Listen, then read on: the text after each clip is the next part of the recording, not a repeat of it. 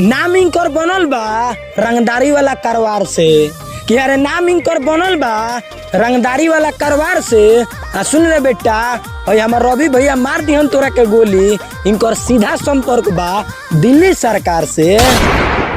संपर्क बाटे दिल्ली सरकार से। अच्छा, अरे कौन उनके खातिर करो तारन काम कि अरे उनके खातिर करो तारन काम।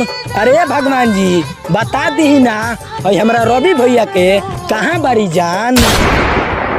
पूछले तोहरा से पुरुआ बेअरिया कहाँ बाड़ी धनिया।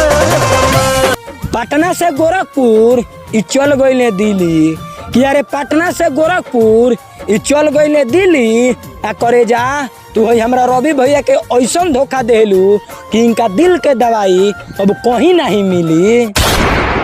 मर जाई है दुआ कहरी रब से मंगिया में से नुरा भरा ले हनु जब से मंगिया में से नुरा भरा ले हनु जब। बस भाई लोग रवि नाम के शायरी वीडियो यही जी खत्म करतनी।